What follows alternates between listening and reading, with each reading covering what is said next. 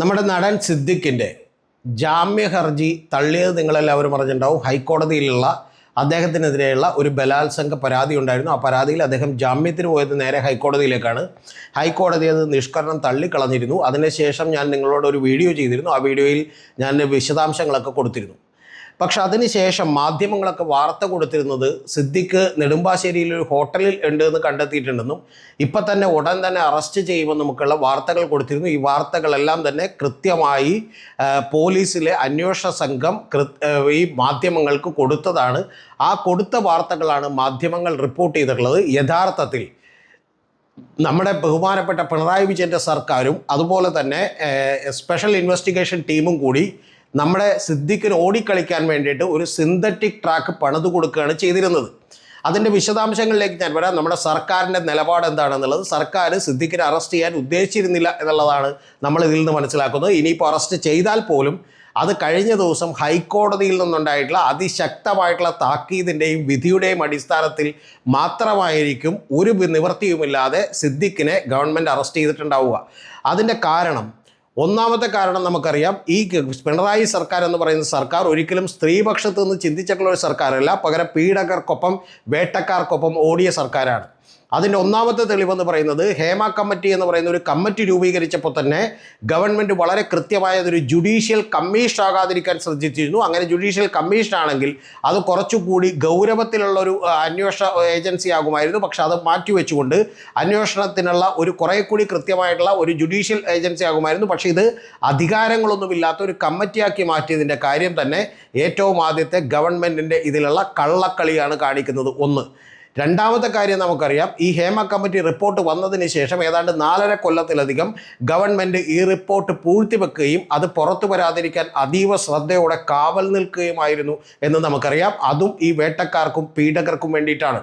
ഇനി അത് കഴിഞ്ഞതിന് ശേഷം ഗവൺമെൻറ് നിർബന്ധിതമായ ഒരു അന്വേഷണം പ്രഖ്യാപിക്കാൻ, കാരണം ഈ ഹേമ കമ്മിറ്റി റിപ്പോർട്ട് പുറത്തേക്ക് വന്നപ്പോൾ പോലും അതിലൊരു 5ഓളം വരുന്ന പേജുകൾ ഒളിച്ചു വെക്കാൻ, ഏതോ നടന്മാരെ സംരക്ഷിക്കാൻ വേണ്ടി ഗവൺമെൻറ് അപ്പോഴും വലിയ ശ്രദ്ധ കാണിച്ചു. അതിനുശേഷം റിപ്പോർട്ട് പുറത്തേക്ക് വന്നു. നിരവധി വലിയ തോതിൽ കേരളം മുഴുവൻ ചർച്ച ചെയ്യപ്പെട്ടു. അതിനുശേഷം നിരവധി വെളിപ്പെടുത്തലുകൾ വന്നപ്പോൾ ഗവൺമെൻറ് അതിലും ഒരു കള്ളക്കളി കാണിച്ചു. ഗവൺമെൻറ് ഒരു സ്പെഷ്യൽ ഇൻവെസ്റ്റിഗേഷൻ ടീമിനെ പ്രഖ്യാപിച്ചു. ആ സ്പെഷ്യൽ ഇൻവെസ്റ്റിഗേഷൻ ടീമിനെ പ്രഖ്യാപിച്ചപ്പോൾ പോലും ആ സ്പെഷ്യൽ ഇൻവെസ്റ്റിഗേഷൻ ടീമിന് കൊടുത്തിട്ടുള്ള ഉത്തരവാദിത്തം എന്ന് പറയുന്നത് ഈ ഹേമ കമ്മിറ്റി റിപ്പോർട്ടിലുള്ള കുറ്റകൃത്യങ്ങളൊന്നും അന്വേഷിക്കേണ്ടതില്ലെന്നും പകരം ഹേമ കമ്മിറ്റി റിപ്പോർട്ട് പുറത്തു വന്നതിന് ശേഷം ചില ആളുകൾ, ചില ജൂനിയർ ആർട്ടിസ്റ്റുകളും നടിമാരും ഒക്കെ നടത്തിയിട്ടുള്ള വെളിപ്പെടുത്തലുകളെക്കുറിച്ച് മാത്രം അന്വേഷിക്കാനാണ്. അന്ന് തന്നെ ഞാൻ നിങ്ങളോടൊരു വീഡിയോയിൽ പറഞ്ഞിരുന്നു, ഈ രണ്ടാമത് വന്ന വെളിപ്പെടുത്തലുകളിൽ അന്വേഷണം നടത്തുന്ന സ്പെഷ്യൽ ഇൻവെസ്റ്റിഗേഷൻ ടീമിന് ആ വെളിപ്പെടുത്തലുകളിൽ തെളിവ് ശേഖരിക്കലും അതുപോലെ അന്വേഷണം നടത്തേണ്ടതും അവരായതുകൊണ്ട് വേണമെങ്കിൽ അത് എളുപ്പത്തിൽ അട്ടിമറിക്കാൻ കഴിയുമെന്ന് മനസ്സിലാക്കിയിട്ടുള്ള ഗവൺമെൻറ് അതിന് മാത്രമായിട്ടുള്ള ഒരു അനുമതി സ്പെഷ്യൽ ഇൻവെസ്റ്റിഗേഷൻ ടീമിന് കൊടുത്തത്. അതേസമയം ഹേമ കമ്മിറ്റി റിപ്പോർട്ടിലെ കുറ്റകൃത്യങ്ങൾ അന്വേഷിക്കാനാണ് പുറപ്പെടുന്നതെങ്കിൽ, 50-ലധികം പേർ കൊടുത്തിട്ടുള്ള ആ മൊഴികളിലുള്ള കുറ്റകൃത്യങ്ങൾ അന്വേഷിക്കാനാണ് പുറപ്പെടുന്നതെങ്കിൽ അവിടെ ഒരു വലിയ അപകടം പതിയിരിപ്പുണ്ട്. കാരണം ആ തെളിവുകളൊന്നും പെട്ടെന്ന് മായ്ച്ചു കളയാൻ കഴിയില്ല. കാരണം ആ തെളിവുകൾ വോയിസ് ക്ലിപ്പുകളായും വീഡിയോകളായും അതുപോലെ തന്നെ വാട്സപ്പ് ചാറ്റുകളായും ഒക്കെ തന്നെ ഹേമ കമ്മിറ്റിയുടെ മുമ്പിൽ സമർപ്പിച്ചതും അത് റെക്കോർഡിക്കലി അവർ കൃത്യമായി കൈപ്പറ്റിയെന്ന് രേഖപ്പെടുത്തിയതുമാണ്. അപ്പോൾ അതുകൊണ്ട് തന്നെ ഗവൺമെൻറ് അതിന് ശേഷം വന്നിട്ടുള്ള വെളിപ്പെടുത്തലുകളെക്കുറിച്ച് മാത്രം അന്വേഷിക്കാനുള്ള ഒരു അധികാരമാണ് നമ്മുടെ സ്പെഷ്യൽ ഇൻവെസ്റ്റിഗേഷൻ ടീമിന് കൊടുത്തത്. ഇനി അതിന് ശേഷം ഹൈക്കോടതിയിൽ നിന്നും കൃത്യമായിട്ടുള്ളൊരു നിർദ്ദേശമുണ്ടായി. സ്പെഷ്യൽ ഇൻവെസ്റ്റിഗേഷൻ ടീം ഈ പറയുന്ന കുറ്റകൃത്യങ്ങൾ കൂടി അന്വേഷിക്കണമെന്ന്, അങ്ങനെ അന്വേഷിക്കണമെന്ന് ആവശ്യപ്പെട്ടപ്പോൾ നമ്മൾ കണ്ടത് എന്താണ്? കേവലം 53-56ഓളം പേര് മാത്രം മൊഴികൾ കൊടുത്തിട്ടുള്ള ഹേമ കമ്മിറ്റി റിപ്പോർട്ടിൽ ഏതാണ്ട് 20ഓളം വരുന്ന പരാതികൾ തന്നെ അങ്ങേയറ്റം ഗുരുതരമാണെന്നും അവരെല്ലാം നേരിട്ട് അങ്ങോട്ട് ചെന്ന് കാണണമെന്നും കണ്ടതിന് ശേഷം അവർ പരാതിയുമായി പ്രൊസീഡ് ചെയ്യാൻ തയ്യാറാണെങ്കിൽ അതിൻ്റെ പുറത്ത് അന്വേഷണം നടത്തണമെന്നും കൂടി ഹൈക്കോടതി ഉത്തരവിട്ടു. മനസ്സില്ലാ മനസ്സോടുകൂടി അത് അംഗീകരിച്ചേ മതിയാവൂ എന്നുള്ളതുകൊണ്ട് ഗവൺമെൻറ് സമ്മതിച്ചു, അല്ലാതെ വേറെ നിവൃത്തിയൊന്നുമില്ല. ഇതിന് ശേഷം നമ്മൾ കാണുന്ന എന്താണ്? ഈ സ്പെഷ്യൽ ഇൻവെസ്റ്റിഗേഷൻ ടീം തെരഞ്ഞെടുക്കുമ്പോൾ പോലും ഗവൺമെൻറ് കാണിച്ച അതീവ ശ്രദ്ധാകരമായിട്ടുള്ളൊരു കാര്യം, ഗവൺമെൻറ്റിന് വേണ്ടിയും CPM-ന് വേണ്ടിയും പല രാഷ്ട്രീയ പാർട്ടികൾക്ക് വേണ്ടിയും പല കേസുകളും അട്ടിമറിച്ചു കൊടുത്തിട്ടുള്ള ഉദ്യോഗസ്ഥരെയാണ് ഈ പറയുന്ന സ്പെഷ്യൽ ഇൻവെസ്റ്റിഗേഷൻ ടീം എന്ന് പറയുന്ന ടീമിലേക്ക് ഉൾപ്പെടുത്തിയത്. അതിനെക്കുറിച്ച് ഞാൻ വിശദമായ മറ്റൊരു വീഡിയോ ചെയ്തത് ഈ ചാനലിൽ തന്നെ കിടക്കുന്നതുകൊണ്ട് ഞാൻ അതിൻ്റെ ഡീറ്റെയിൽസിലേക്ക് കിടക്കുന്നില്ല. മനസ്സിലാകുന്നില്ല. അതായത് ഇതിൽ പല ആളുകളും തന്നെ പല കേസുകളും ഗവൺമെൻറ്റിന് വേണ്ടിയും രാഷ്ട്രീയക്കാർക്ക് വേണ്ടിയും ഒക്കെ കേസുകൾ അട്ടിമറിച്ച് കൊടുത്തവരാണ്. അപ്പോൾ അത്തരത്തിൽ കൊടുത്തിട്ടുള്ള ആളുകൾ വളരെ കൃത്യമായി നമുക്കറിയാം സിദ്ദിഖിന് ഓടാൻ വേണ്ടിയിട്ട് ഒരു സിന്തറ്റിക് ട്രാക്ക് പണിതു കൊടുക്കുന്ന പണിയാണ് ഈ സ്പെഷ്യൽ ഇൻവെസ്റ്റിഗേഷൻ ടീം പിണറായി വിജയനും ഒക്കെ ചെയ്തിരിക്കുന്നത്. കാരണം അല്ലെങ്കിൽ നിങ്ങൾക്ക് ഓർമ്മയുണ്ടാവും, നടൻ ദിലീപിൻ്റെ കേസുമായി ബന്ധപ്പെട്ട ഒരു ജാമ്യ ഹർജി ഹൈക്കോടതി പരിഗണിക്കുന്ന ദിവസം വെളുപ്പിന് രാവിലെ 7 മണിക്ക് തന്നെ വലിയ പോലീസ് സന്നാഹങ്ങൾ ദിലീപിൻ്റെ വീടിൻ്റെ മുമ്പിൽ വന്ന് നിന്നിരുന്നു. പക്ഷെ അന്ന് ദിലീപിന് അനുകൂലമായിട്ടുള്ള കോടതി വിധിയാണ് ഉണ്ടായത് എന്നുള്ളത് കൊണ്ട് അറസ്റ്റ് ചെയ്യാതെ പോലീസുകാർ തിരിച്ചു പോകുന്ന ഒരു കാര്യമുണ്ടായിരുന്നു. ഇത്രയും പ്രഗത്ഭരായിട്ടുള്ള ഒരുപക്ഷെ കേരളം കണ്ട ഏറ്റവും വലിയ ഉന്നതമായിട്ടുള്ള ഉദ്യോഗസ്ഥരടങ്ങിയിട്ടുള്ള ഒരു സ്പെഷ്യൽ ഇൻവെസ്റ്റിഗേഷൻ ടീമിന് അറിയാത്തതാണോ ഈ പറയുന്ന ഒരു വിധി? അതായത് ഹൈക്കോടതിയിൽ നിന്ന് വിധി സിദ്ദിഖിനെതിരായാൽ ഉടനടി അറസ്റ്റ് ചെയ്യേണ്ടതാണ് എന്ന് വിചാരിച്ചുകൊണ്ട് പോലീസ് സംഘത്തെ ഒന്നും വീടിൻ്റെ മുമ്പിൽ നിർത്തിയില്ലെങ്കിൽ പോലും ഏറ്റവും കുറഞ്ഞ പക്ഷം മഫ്റ്റി പോലീസുകാരെ പോലും നിയോഗിച്ചുകൊണ്ട് ദിലീപിൻ്റെ നീക്കങ്ങളെങ്കിലും ഒരു സർവൈലൻസിൽ നിർത്തേണ്ടതാണ് എന്നറിയാത്ത പോലീസുകാരല്ല ഇവർ. പക്ഷേ ഇതിൻ്റെ പിന്നിലെ കാര്യം രാഷ്ട്രീയമായ ഒരു തീരുമാനമുണ്ടായിരുന്നു. ഈ പറയുന്ന സിദ്ദിഖിനെ ഓടാനായിട്ടുള്ള ഒരു അവസരം കൊടുക്കണമെന്ന്. അതുകൊണ്ട് തന്നെയാണ് ഇത്തരത്തിൽ സിദ്ദിഖിന് ഓടാൻ കഴിഞ്ഞത്. കാരണം ഈ കോടതിയുടെ കേസിൽ കോടതിയിൽ നിന്ന് വരാൻ പോകുന്ന വിധി ഇതാണെന്ന് പ്രോസിക്യൂഷനും അല്ലെങ്കിൽ അതിനുവേണ്ടി ഹാജരായിട്ടുള്ള ചില അഡ്വക്കേറ്റ്സിനും ഒക്കെ തന്നെ കൃത്യമായി അറിയാമായിരുന്നു. കാരണം ഈ കേസ് കുറെ കൂടി സ്ട്രോങ് ആണെന്നും അതിൽ മറ്റു പല കേസുകളിലും ഉള്ളതുപോലെ ഇത് ഉഭയകക്ഷി സമ്മതപ്രകാരമാണ് എന്ന് തെളിയിക്കാൻ കഴിയാത്തൊരു കേസാണെന്നും, കൂടാതെ നമ്മുടെ മ്യൂസിയം പോലീസ് സ്റ്റേഷൻ നടത്തിയിട്ടുള്ള ഏറ്റവും ആദ്യത്തെ അന്വേഷണത്തിൽ, അത് സ്പെഷ്യൽ ഇൻവെസ്റ്റിഗേഷൻ ടീമൊക്കെ വരുന്നതിന് മുമ്പാണ്, അവർ നടത്തിയിട്ടുള്ള അന്വേഷണത്തിൽ അവർ കൃത്യമായി തെളിവുകൾ ശേഖരിക്കുകയും അത് കോടതിക്ക് 10ഓളം വരുന്ന സീൽഡ് കവറുകളിൽ നൽകുകയും ചെയ്തപ്പോൾ ഈ ജാമ്യ ഹർജി തള്ളാനുള്ള സാധ്യതകളുണ്ട് എന്നറിഞ്ഞിട്ട് പോലും നമ്മുടെ ഉദ്യോഗസ്ഥന്മാർ സിദ്ദിഖ് എവിടെയാണെന്ന് തലേദിവസം പോലും അന്വേഷിച്ചില്ല. അദ്ദേഹം വളരെ കൃത്യമായി കവിയൂർ പൊന്നമ്മയുടെ മരണ ചടങ്ങുകളിലും കളമശ്ശേരി ടൗൺ ഹാളിലും അതിനുശേഷം വീട്ടിലും പോയി വിശ്രമിച്ചതിന് ശേഷം പിറ്റേ ദിവസം രാവിലെ ഏതാണ്ട് 3:30 വരെ തന്നെ വീട്ടിലുണ്ടായിരുന്നു എന്നാണ് നമുക്കറിയാൻ കഴിഞ്ഞത്. എന്ന് പറഞ്ഞാൽ നിങ്ങൾ ഓടിക്കോളൂ എന്ന് പറഞ്ഞ് ട്രാക്ക് പണിതിട്ട് കൊടുക്കുന്നൊരു പണിയാണ് നമ്മുടെ ഗവൺമെൻറ്റും അതുപോലെ തന്നെ സ്പെഷ്യൽ ഇൻവെസ്റ്റിഗേഷൻ ടീമും ചെയ്തത്. ഇത് കൂടാതെ ഇതിനു മുൻപ് സിദ്ദിഖിനെ ഒരു തവണ പോലും ഈ സ്പെഷ്യൽ ഇൻവെസ്റ്റിഗേഷൻ ടീം ചോദ്യം ചെയ്യാൻ വിളിച്ചിട്ടില്ല എന്ന് നിങ്ങളൊന്ന് ആലോചിക്കണം. 1 മണിക്കൂർ പോലും ചോദ്യം ചെയ്തിട്ടില്ല, 1 മിനിറ്റ് പോലും ചോദ്യം ചെയ്തിട്ടില്ല. ഒന്ന്. രണ്ടാമത്തേത്, അദ്ദേഹത്തിൻ്റെ ഇലക്ട്രോണിക് എവിഡൻസുകളൊന്നും തന്നെ സീസ് ചെയ്യാനുള്ള ഒരു നടപടിയും ഈ പറയുന്ന സ്പെഷ്യൽ ഇൻവെസ്റ്റിഗേഷൻ ടീം എടുത്തിട്ടില്ല. ഇതൊക്കെ എന്തുകൊണ്ടാണെന്ന് ആലോചിക്കുമ്പോൾ അരിയാഹാരം കഴിക്കുന്ന കേരളത്തിലെ ആളുകൾക്ക് നിസ്സാരമായിട്ട് ഇതൊക്കെ മനസ്സിലാക്കാൻ കഴിയും എന്നുള്ളതാണ് എനിക്ക് പിണറായി വിജയൻ ഗവൺമെൻറ്റിനോട് പറയാനുള്ളത്. ഇനി ഗവൺമെൻറ്റിൻ്റെ നിലപാട് എന്താണെന്നുള്ളതിനെക്കുറിച്ച് ഞാൻ പറയുന്നത് നിങ്ങൾ കേൾക്കേണ്ട, പക്ഷേ ഹൈക്കോടതി പറയുന്നത് കേൾക്കണം. ഹൈക്കോടതി പറഞ്ഞ ഏറ്റവും പ്രധാനപ്പെട്ട കാര്യം, ഹേമ കമ്മിറ്റി റിപ്പോർട്ടിന്മേൽ കേസ് ചർച്ചയ്ക്ക് വന്നപ്പോൾ ആ കേസിനെ കുറിച്ച് ഗവൺമെൻറ് പറഞ്ഞത് ഗവൺമെൻറ്റിൻ്റെ സമീപനം അങ്ങേയറ്റം ലതാർജിക്കാണ് എന്ന് പറഞ്ഞാൽ അങ്ങേയറ്റം അലസമായിട്ടിരിക്കുന്ന ഒരു ഗവൺമെൻറ്റാണ് എന്നുള്ളതാണ്. പിന്നെ എങ്ങനെയാണ് നിങ്ങൾ സ്ത്രീ സുരക്ഷയെക്കുറിച്ചും സ്ത്രീപക്ഷ നിലപാടുമാണെന്ന് പറയുക? ഇതിന് ശേഷം ഇന്നലെ വന്നിട്ടുള്ള വിധി അത് യഥാർത്ഥത്തിൽ ഈ സർക്കാരിൻ്റെ മുഖത്തേറ്റ ഒരു അടിയാണ്. CS ഡയസിൻ്റെ വിധി എന്ന് പറയുന്നത് അതിഗംഭീരമായിട്ടുള്ളൊരു വിധിയാണ്. സാധാരണ നമുക്കറിയാം ഒരു ജാമ്യ ഹർജികളിൽ അത്രത്തോളം ഡീറ്റെയിലിങ്ങിലേക്ക് പോകാറില്ലെങ്കിൽ പോലും യഥാർത്ഥത്തിൽ സുപ്രീം കോടതിയിലേക്ക് സിദ്ദിഖിന് അപ്പീൽ കൊടുക്കാൻ പോലും മടിയുണ്ട് എന്ന് ഞാൻ വിചാരിക്കുന്നത് ഈ വിധി CS ഡയസ് ഇങ്ങനെ എഴുതി വെച്ചതാണ്. കാരണം ഈ വിധി വായിച്ചാൽ യഥാർത്ഥത്തിൽ ഈ അതിജീവിതയുടെ ഒരു വക്കീലായി സുപ്രീം കോടതിയിൽ CS ഡയസ് മാറുന്ന ഒരു പ്രതീതി ഉണ്ടാവും. ആ പ്രതീതി ഉണ്ടാവുമെങ്കിൽ തീർച്ചയായിട്ടും സുപ്രീം കോടതിയിൽ നിന്ന് പോലും സിദ്ദിഖിന് ജാമ്യം കിട്ടാനുള്ള സാധ്യതകൾ കുറവാണ്. അതിൽ 3 കാര്യങ്ങൾ വളരെ വിശദമായി ആ വിധിയിൽ പറയുന്നുണ്ട്. അത് ഏറ്റവും ആദ്യത്തെ ഖണ്ഡിക 22ാമത്തെ ഖണ്ഡികയാണ് പറയുന്നത്. അത് 19ാമത്തെ പേജിൽ 25ാമത്തെ ഖണ്ഡികയാണ്. അതിൽ പറയുന്ന ഏറ്റവും പ്രധാനപ്പെട്ട കാര്യമെന്ന് പറയുന്നത്, ഈ ലേഡി, അതായത് സർവോയറെ, ഈ അതിജീവിതയെ നടൻ സിദ്ദിഖിൻ്റെ വക്കീൽ, അതായത് നമുക്കറിയാം ബി രാമൻപിള്ള അസോസിയേറ്റ്സ് ആണ്, അവർ ഒരു ചിത്രീകരിക്കാൻ ശ്രമിച്ചത് ഔട്ട് സ്പോക്കണും വോസിഫറസുമായിട്ടുള്ള ഒരു ലേഡിയാണ് എന്ന് പറഞ്ഞാൽ കാര്യങ്ങൾ തുറന്നടിച്ച് പറയുന്ന ഒരു ലേഡിയാണ് എന്നാണ് ചിത്രീകരിക്കാൻ ശ്രമിച്ചതെങ്കിൽ, അതുകൂടാതെ 14ഓളം ആളുകൾക്കെതിരെ ഈ പെൺകുട്ടി പരാതി കൊടുത്തിരുന്നു ഒരു അടിസ്ഥാനവുമില്ലാതെ. അതുകൊണ്ട് ഈ പറയുന്ന അതിജീവിതയുടെ ക്രെഡിബിലിറ്റി കുറവാണ് എന്നുള്ളത് കാണിക്കാനാണ് ശ്രമിച്ചതെങ്കിൽ, കൃത്യമായി കോടതി പറയുന്ന ഒരു കാര്യം എന്ന് പറയുന്നത്, a women's experience of sexual assault are not the reflection of her character but rather an indication of her suffering. അതായത് ആ പറയുന്ന അവളുടെ ക്യാരക്ടറിൻ്റെ പ്രശ്നമല്ല അത്, പകരം അവൾ അനുഭവിച്ച യാതനകളുടെ പ്രതിഫലനമായിട്ട് വേണം ആ കാര്യങ്ങളെ കാണാൻ എന്നുള്ളതാണ് വളരെ കൃത്യമായി ജസ്റ്റിസ് CS ഡയസ് പറയുന്നത്. കൂടാതെ മറ്റൊരു കാര്യം കൂടി CS ഡയസ് പറയുന്നത്, an attempt to blame a woman for speaking out may be a strategy. ഒരു പെൺകുട്ടി ഉറക്കെ നിന്ന് കാര്യങ്ങൾ പറയുന്നത് ചിലപ്പോൾ അവളെ മോശമാക്കാനുള്ള ഒരു സ്ട്രാറ്റജിയുടെ ഭാഗമായിരിക്കും, ഒരു തന്ത്രത്തിൻ്റെ ഭാഗമായിരിക്കാം, അവരെ നിശബ്ദമാക്കാനുള്ള ഒരു തന്ത്രത്തിൻ്റെ ഭാഗമായിരിക്കാം, which is hostile to the supremacy of the law. ഈ ഇങ്ങനെ തന്ത്രം എന്ന് പറയുന്നത് തന്നെ അത് ഈ പറയുന്ന നമ്മുടെ നിയമത്തിൻ്റെ ഉന്നതാധികാരത്തെ നിങ്ങൾ ചോദ്യം ചെയ്യുന്ന ശത്രുതാപരമായ സമീപനമെടുക്കുന്നതിന് തുല്യമാണ് എന്ന് കൃത്യമായി 23ാമത്തെ ഖണ്ഡികയിൽ ജസ്റ്റിസ് CS ഡയസ് എഴുതി വച്ചിരിക്കുന്നു എന്നുള്ളതാണ് ഒന്നാമത്തെ കാര്യമെങ്കിൽ, ഇതിലെ രണ്ടാമത്തെ കാര്യമെന്ന് പറയുന്നത് ഗവൺമെൻറ്റിനെതിരെയുള്ള വളരെ കൃത്യമായിട്ടുള്ളൊരു വിമർശനമാണ്. ഈ ഗവൺമെൻറ് ഹേമ കമ്മിറ്റി സബ്മിറ്റ് ചെയ്തത് 2019 കോടതി പറയുന്നു. ആ കോടതി പറഞ്ഞതിന് ശേഷം കോടതി പറയുന്ന ഒരു വാചകമെന്ന് പറയുന്നത് സ്പിങ്സ് ലൈക്ക് എ സൈലൻസ്, അതായത് നിഗൂഢോദ്ദേശത്തോടു കൂടിയുള്ള ഒരു സൈലൻസ്, ഒരു നിശബ്ദതയാണ് ഗവൺമെൻറ് ഭാഗത്തു നിന്നുണ്ടായത് കഴിഞ്ഞ 5 കൊല്ലങ്ങൾ കൊണ്ട് എന്ന് പറയുന്നു.